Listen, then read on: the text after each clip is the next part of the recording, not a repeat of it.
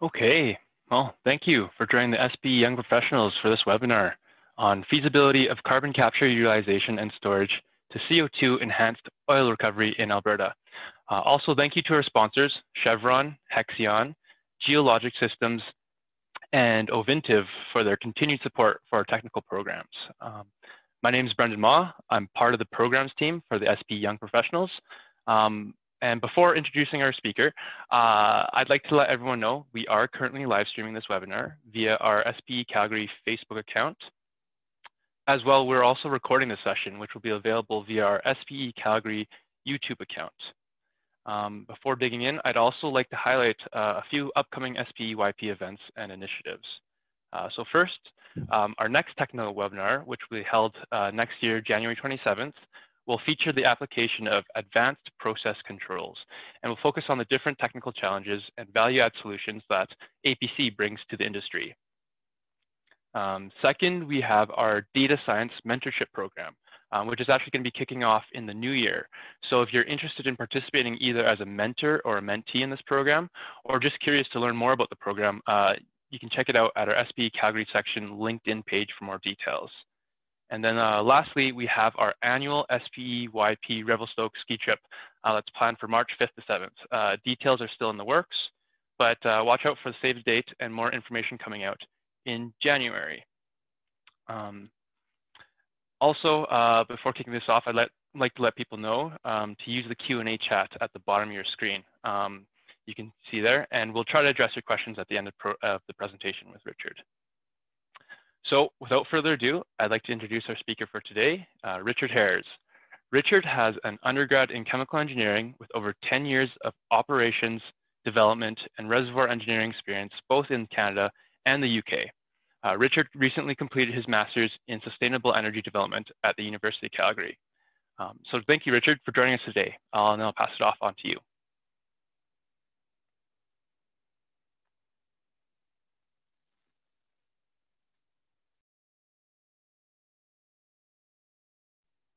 Oh, Richard, I believe you're on mute, actually.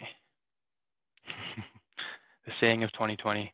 There you go. Okay, thank you so much for the kind introduction. Yeah, my name is Richard Hares. I'm about a 10-year development, reservoir, midstream operations engineer. I work both here in Canada and in the UK.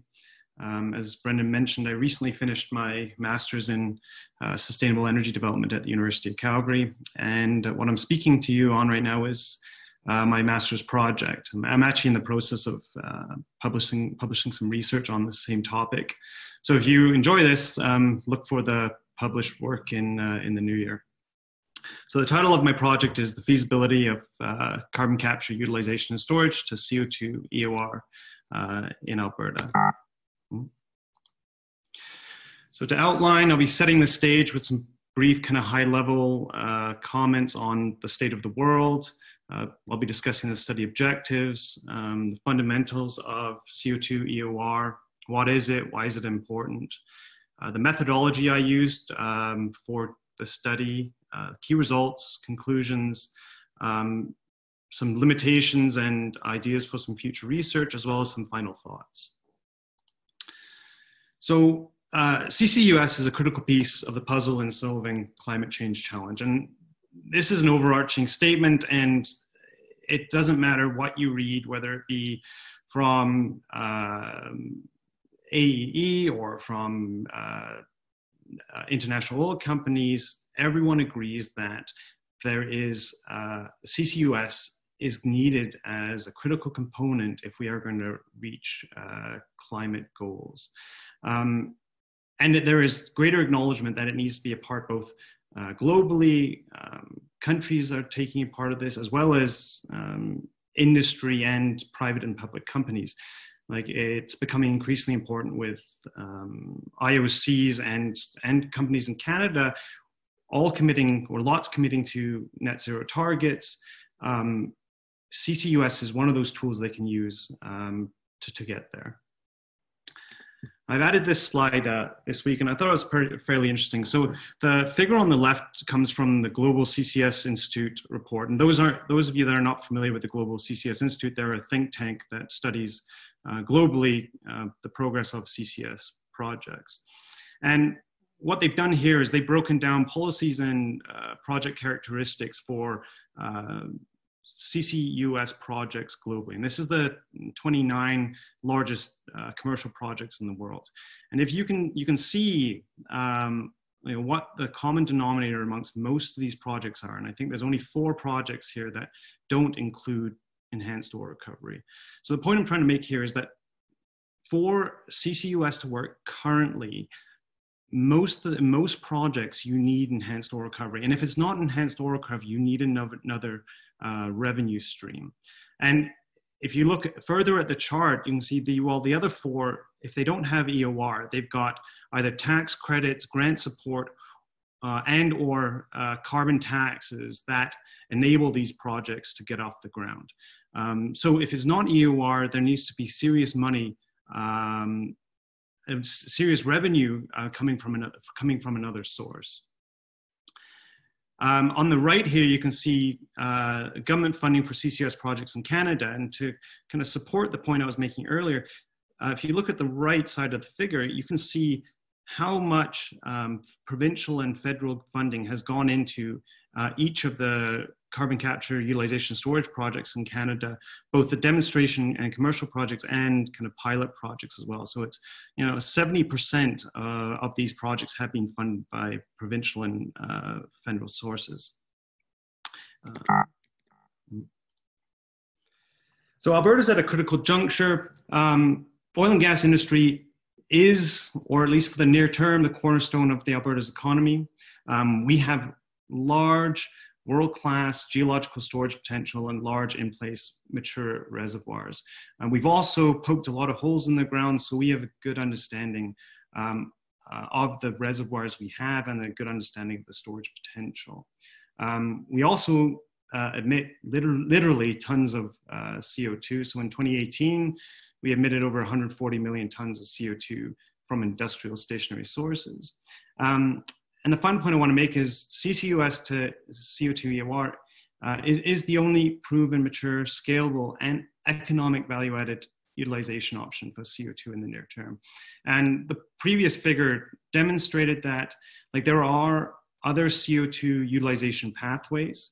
And there's a lot of really good research going into fuels, materials, consumer goods, but none of them are at the stage where they can be deployed at large scale and add serious economic value to carbon capture utilization projects. So the objectives of this study were first to kind of provide an estimate of the economic CO2 storage potential through EOR in Alberta. Previous studies in Alberta have brushed over this subject, have not delved really deep into it, or they've looked at sort of high-level storage or looked at infrastructure components, capture components, but not the entire economics of CO2 EOR from CCUS. I wanted to understand the impact of CO2 price on total storage potential because ultimately this is supply price driven.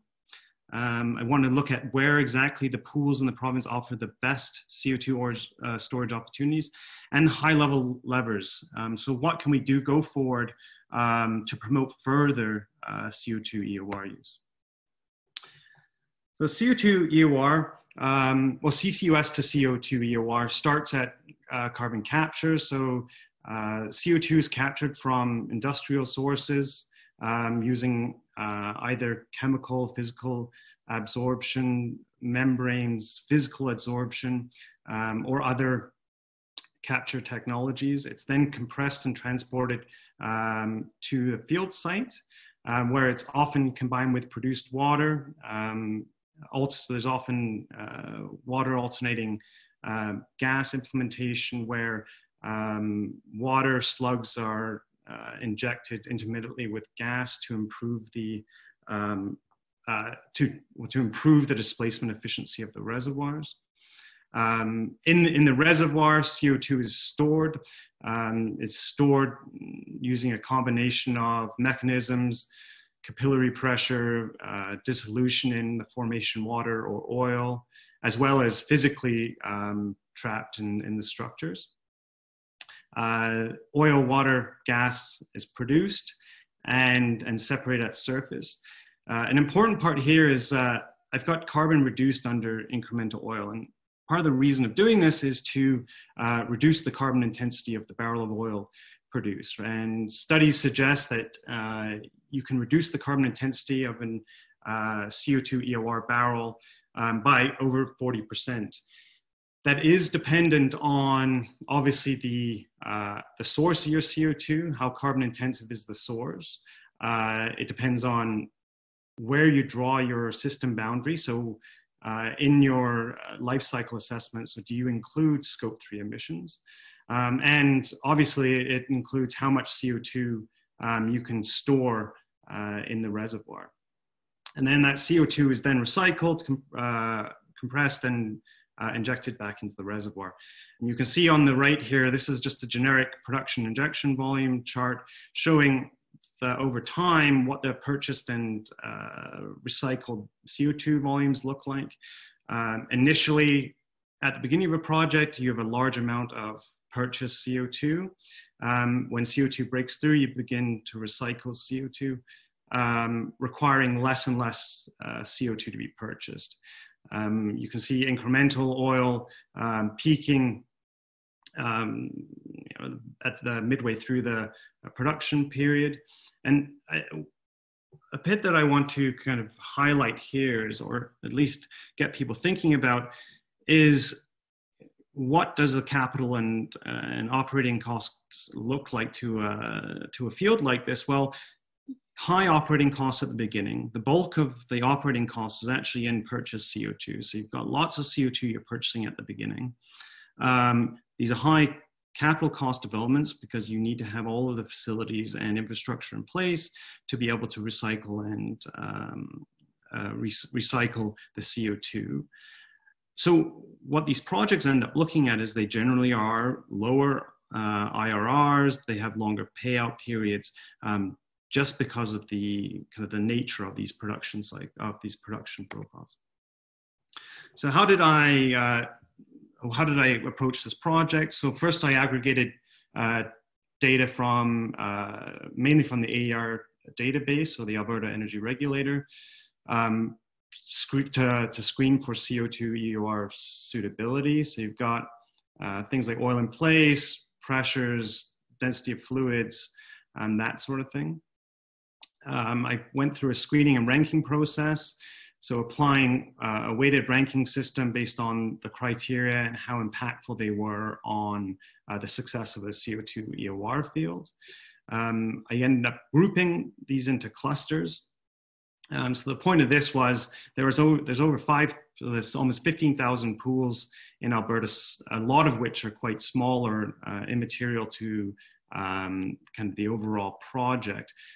So to improve the economies of scale, I thought it best to cluster pools in a 10-kilometer radius. So that reduced the number of clusters, or number of pool clusters, sorry, to just under 700. From there, I generated production and injection volumes using an empirical model based on, as Lena is an author, I'll talk about in the next slide.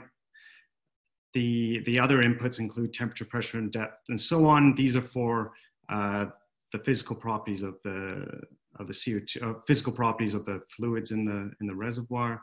That fit into a techno-economic model. Cost models were based on a number of different sources. And then I ran sensitivities on pore volume injected, and then the normal sort of capital operating costs, oil price, and so on. I ran two economic scenarios. The first being net CO2 price at before tax net present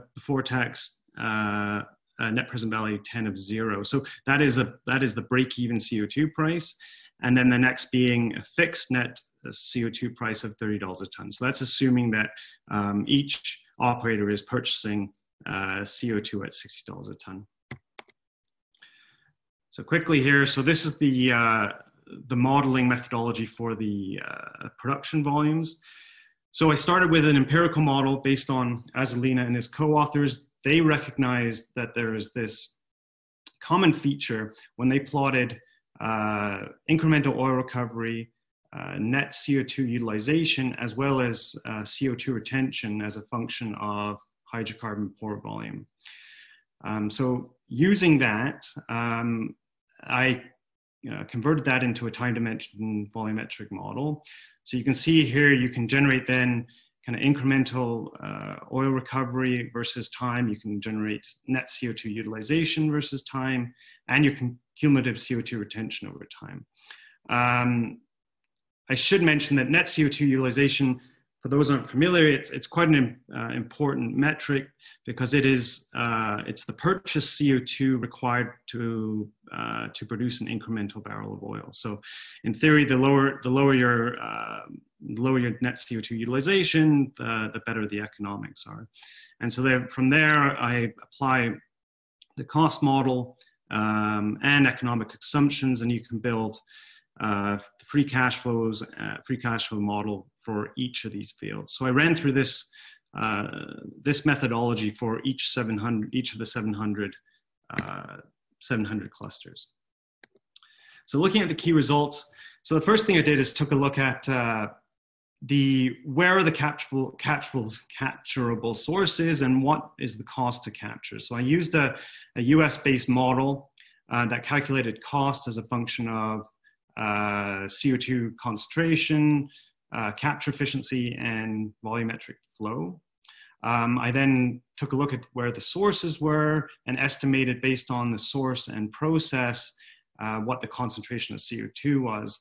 And based on that, I found that about approximately 100 million tons a year of CO2 is capturable for between 60 and 80 tons.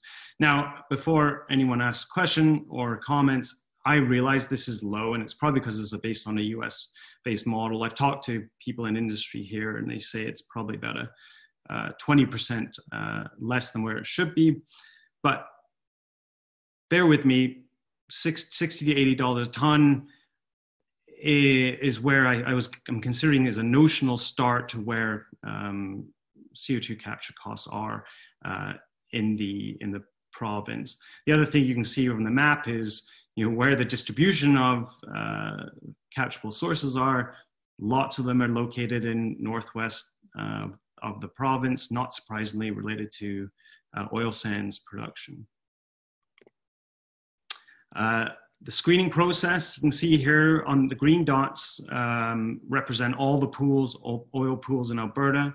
The blue represent the ranked and screened, and then the pink represent those that are clustered.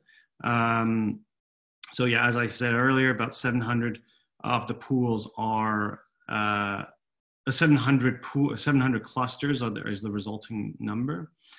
The most restrictive screening criteria is oil in place. So I wanted to place some weight on the size of the pool for materiality.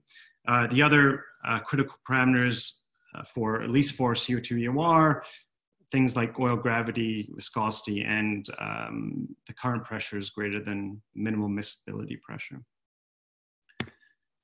So once you've run everything through the economics, the volumetric model and the economic model, you can create something like this. So I call this a supply cost model. And what it is it's the cumulative CO2 stored on the vertical axis against the break-even field delivered CO2 price. So what it tells you, so the break-even field delivered CO2 price is the price at which the operator can pay the highest amount they can pay to break even, right? So this is really the minimum amount the project can support to break even. So if you kind of go along the horizontal axis from 0 all the way to 200, so at the higher break-even fuel prices, CO2 prices represent stronger economics, right? So those fields can tolerate a much higher CO2 price than those that have a lower break-even field CO2 price. And you can see then from, if you take $60 as a break-even field price based on roughly what the captural costs are, you can see that, yeah, you can capture at a break-even, 620 million tons, or you can store 620 million tons of CO2 in the province. That's on the blue line, which represents $50 a ton, $50 a barrel WTI. Now, if you reduce that to $40 a barrel, you can see that drops significantly. It drops to just over 200 million tons. So this demonstrates how impactful oil price is, and also demonstrates sort of where we are right now in the province. So say the capture costs are in the $80 range. Yes, we realistically at break even, keep in mind this is not including any sort of profit for the operator, probably in the range of 200-300 million tons. Right. I've highlighted Pembinacardium here because I do get asked this question on this chart. Is the Pembinacardium is the largest pool in Alberta. I think it's got over 1 billion barrels oil in place, originally in place. And as a result of its size, it represents just about a third of the amount of cumulative storage potential in the province. So that's why that's that large jump up around about $70 a ton. This slide just shows exactly what I was talking about earlier about where the influence on oil price. The average break-even CO2 price in the based on this study is $69 a ton at $50 a barrel. When you drop that to $40 a barrel, that goes down to $37 a ton. So realistically, if you were to factor in some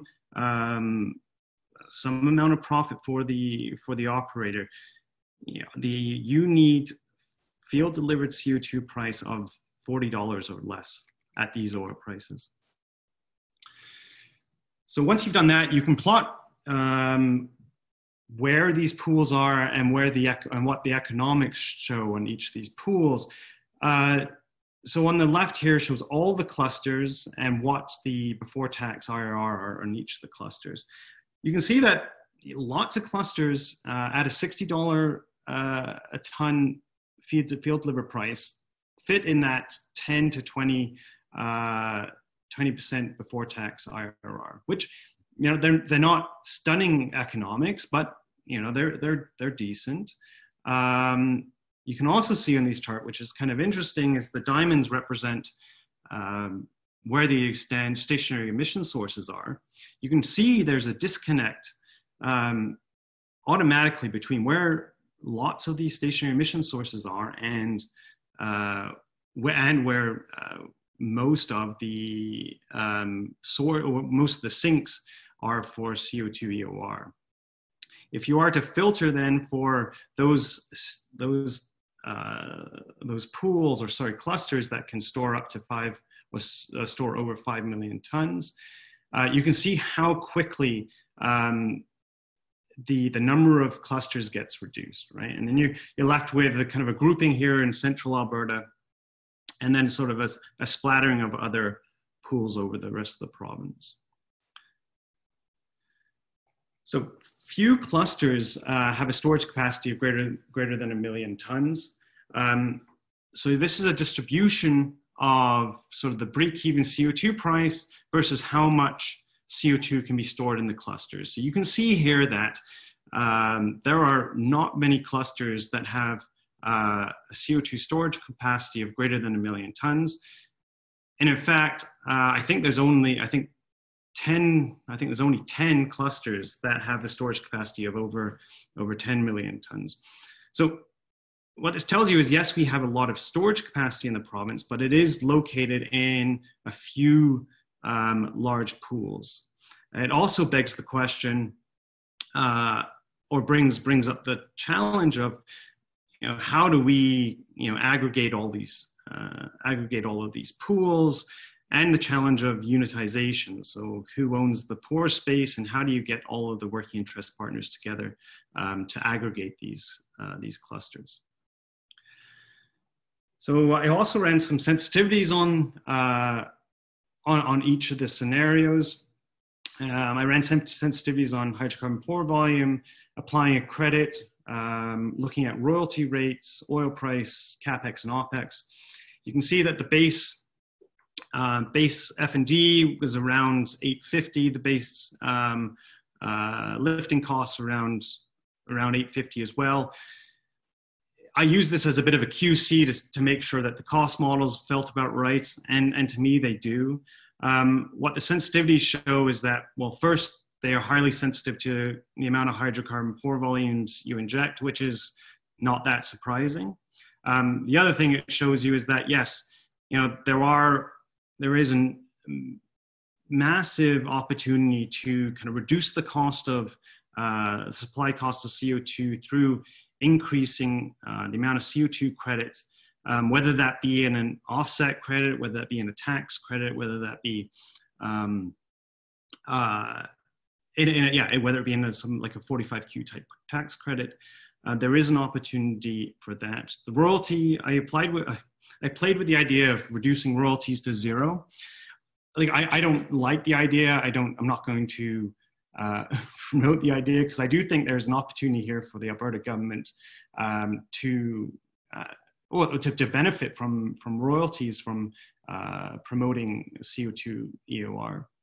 You can also see, not surprisingly, as CapEx comes up, increases the amount of oil produced, incremental amount of oil produced, and the amount of incremental cumulative CO2 stored drops significantly. So there's two major financial and policy levers I think that are what we should be targeting in the province. So the first was looking at the weighted average cost of capital. So I ran this scenario looking at ranging the weighted average cost of capital between 3% on the low end, and that represents low interest government-backed loans or potentially green bonds, to on the high end of 30%, which would represent more a higher risk equity finance type project. And you can see how steep the before tax net present curve is, and how impactful reducing your weighted average cost of capital can be to the overall before tax net present value of these projects in the province. The other one, the other lever I talk about a lot in my report is looking at the CO2 credit sensitivity. Now, this credit sensitivity can be in the form of, like I said, it could be in the form of a tax credit or a carbon offset.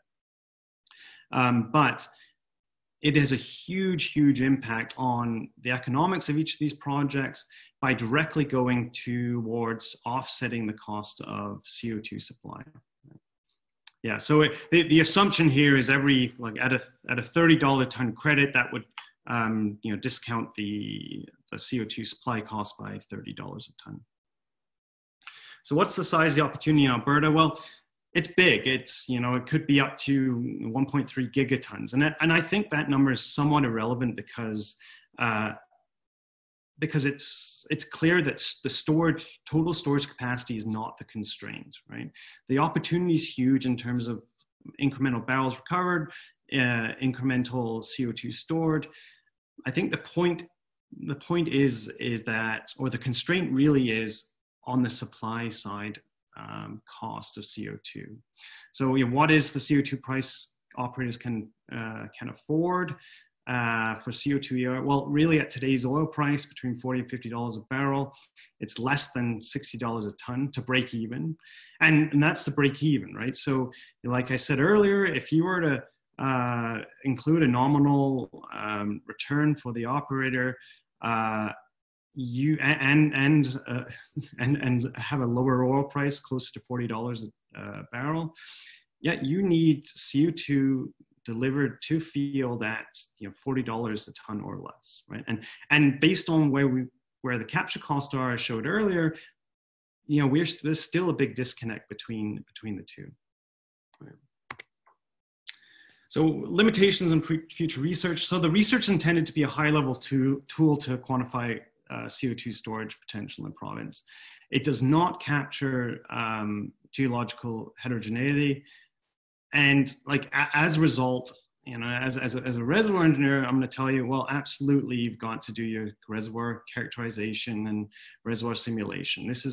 This tool is here to identify where in the province can potentially offer the best economics, because everything in this model is normalized against each other. The part of the project I never really got to was integrating this into a full value chain. So looking at the capture, transportation elements in the value chain, and build that into optimization scenarios. So, you know, connecting up the sources and sinks in the province that were identified in the study. And then finally expanding it to East BC and Saskatchewan, because we know that, you know, there's a lot of both sources and sinks in Eastern British Columbia, and there's also a lot of potential sinks in West Saskatchewan. So like final thoughts. So I think, so CCUS, CO2 EOR, I think it's key for this province and the industry as we look at our sort of maturing oil and gas and stranded assets. I think it's an opportunity to kind of revitalize old, mature, declining assets we have that could potentially have to be abandoned. There's clearly a disconnect between CO2 price for viable CO2 price and what's required for CO2 EOR projects. The CO2 price either needs to come down, or, so you look at either there's two levers to me really, assuming that oil price stays the same. CO2 price either needs to come down, or the carbon value or carbon price needs to go up. So there was a lot of work going into bringing supply costs down. There's research going into novel process design, novel materials. The other thing to do here is look at innovative business models that can help, that support economies of scale to help bring down supply cost. And alternatively, the carbon value or price needs to go up, right? So like things like, and this is unpopular, I don't like being taxed either. So does the carbon tax need to go up? Does there need to be a 45Q type tax credit to increase the carbon value to help promote more of these types of projects in Alberta? Like it's already happening with, you know, Quest with the Shell Quest project. It's already happening with the Alberta Carbon Trunk Line. But the reason why, there's a reason why Alberta Carbon Trunk Line is, you know, 10% full is because there is uncertainty into what the economic profile and future economic profile will look like for these projects. That and the supply cost is way too high. And finally, and I think this is a really important point, as like we look forward in Alberta to kind of a future hydrogen economy, like CCUS is often left out of the conversation. So tools like this can be used, and sorry, blue hydrogen is not blue hydrogen without the capture and sequestration point of it. So like tools like this can be used then to identify areas that have kind of the highest returns for CO2 EOR that can be coupled to hydrogen production.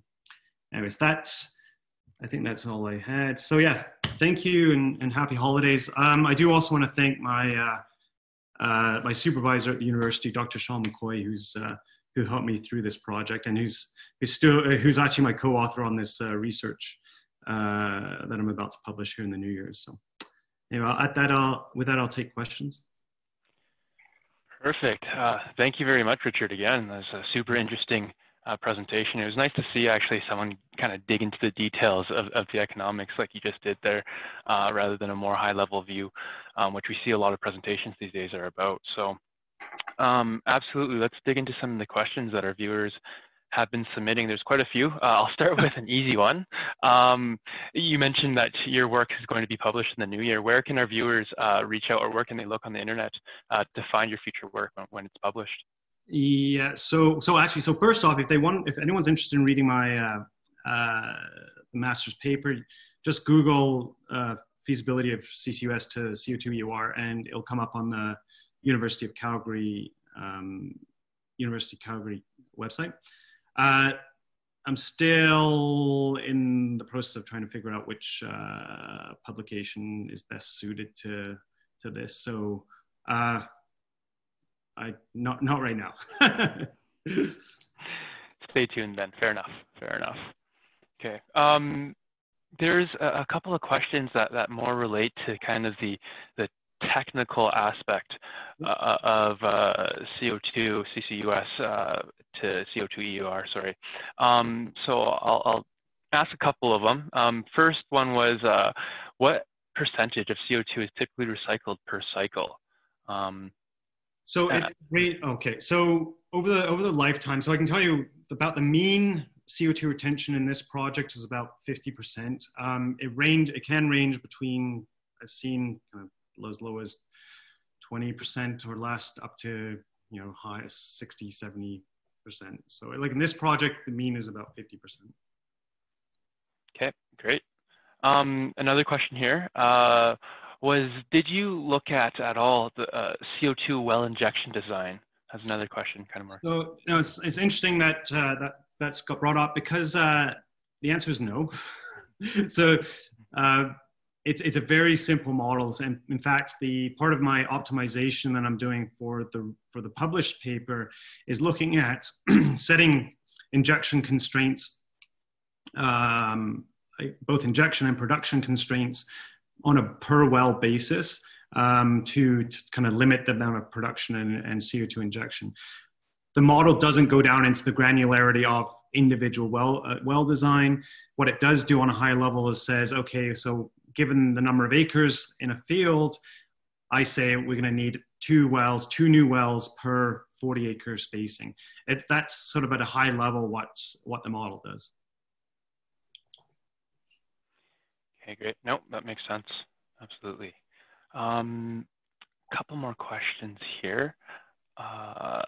So one was, can you comment specifically on any of the existing CO2 floods?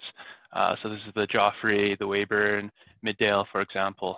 And then, yeah, sorry, go ahead. And then there's the project does only look at Alberta, but those projects, so the Joffrey, Viking, and the Clive project, they do rank relatively high on my screening and weighting criteria. So as far as commenting on them, that they're higher up on the list. You can probably point them out on the map that I had in my presentation as some of the higher economics.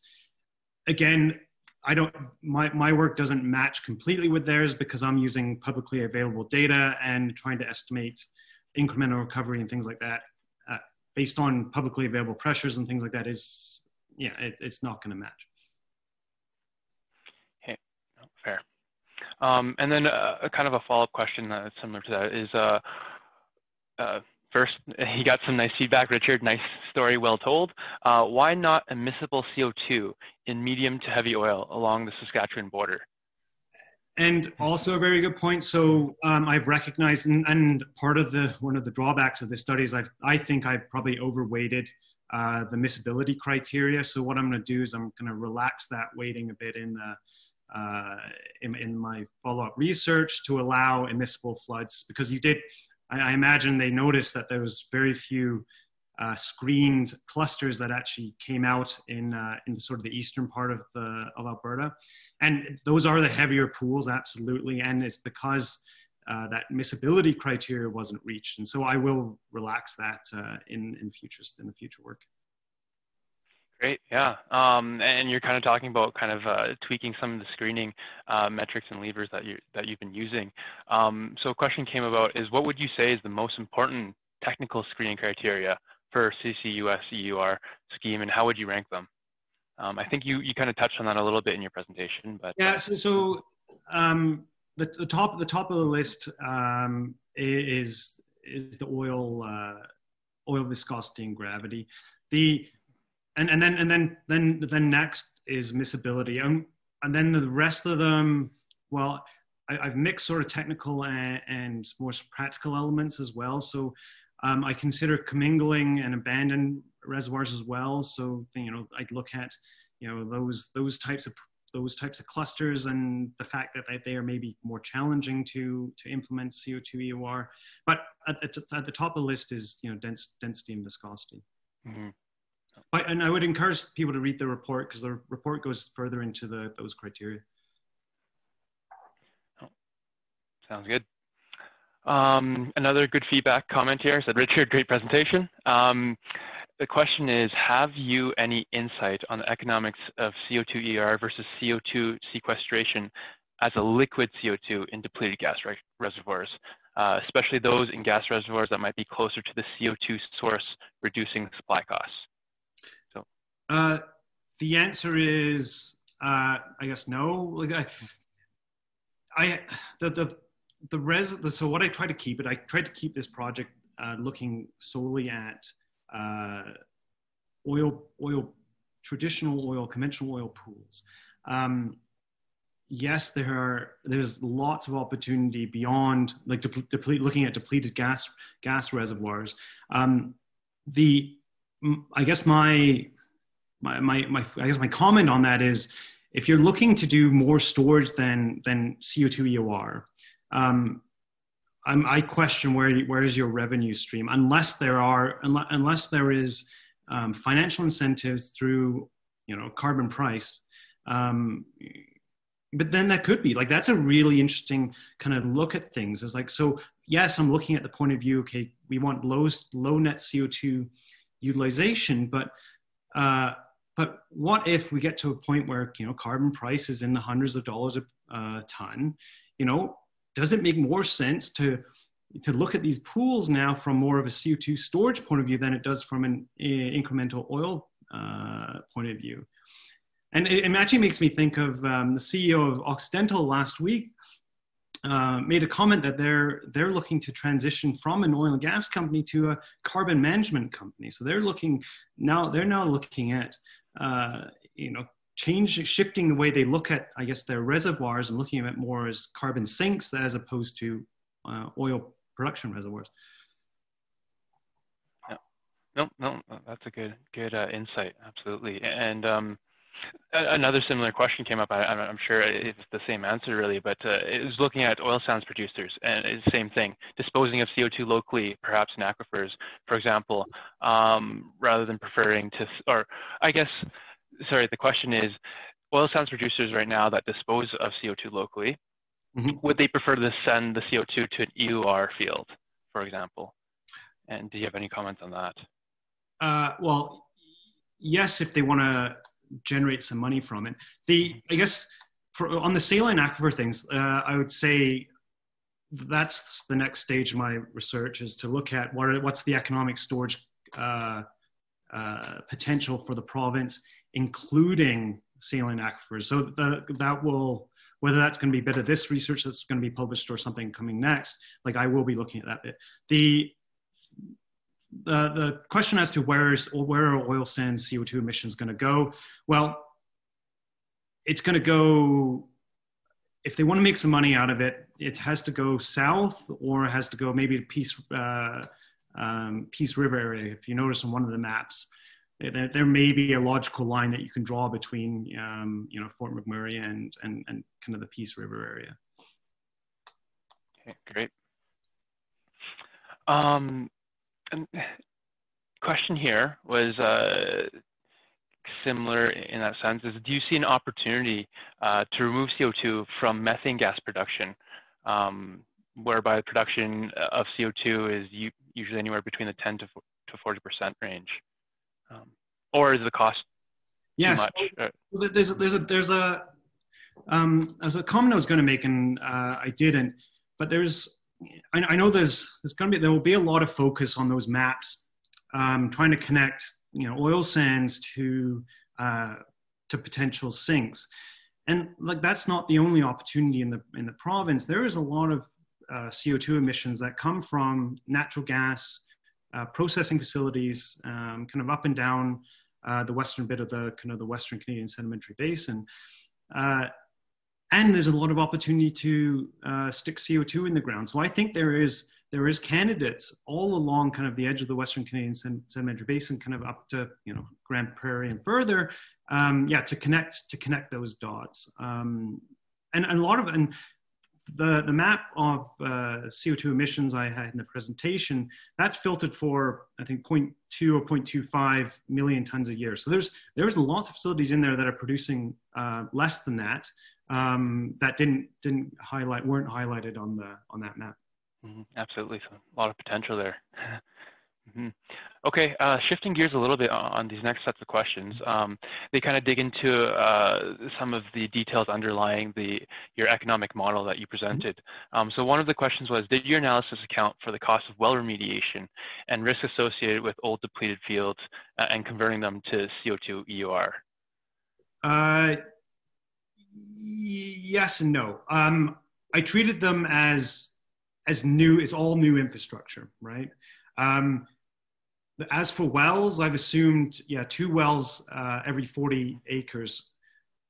Whether that's new wells or repurposing wells, you know, those 2 wells can either be injectors. I've averaged the cost of an injector with a producer. So whether those are producers or injectors, it doesn't really matter. As for, like, I guess the monitoring and measurement and verification, yes, there's a $2 a ton operating cost applied for that sort of monitoring and measurement and verification cost. So I guess sort of is the answer. Yeah.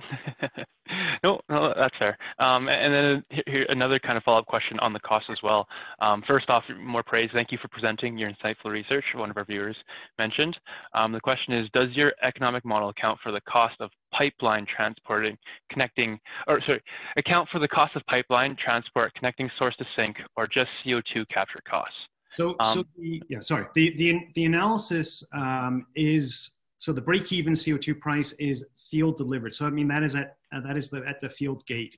So, like, part of the reason I chose $60 a ton is because as an initial base cost is because, well, looking at the overall cost of CO2 capture between $60 and $80 a ton, applying, you know, so transportation costs of CO2, depending on distances and so on, can range from a couple dollars a ton to tens of dollars a ton. And then if you include an offset credit, so based on the current offset credit scheme and current CO2 tax, if you include a tax credit of about $15 a ton, that's assuming that's split between, you know, the operator and the source. You get to about $60 a ton. So I guess the answer is no, but that's but the economics are based on a field level, and the transportation cost is sort of embedded into the field delivered CO2 price. I see. So it's kind of inherent in there. Oh, fair. A follow-up question to that, and a comment, it was saying that, and I think you kind of mentioned this, that one of the largest challenges is the large geographic distance between the sources and sinks. And the question saying, do you have any ideas or proposals as a solution to address this large upfront capital cost, which you mentioned is one of the things in the model itself? So, like, yes, the geographical area is massive.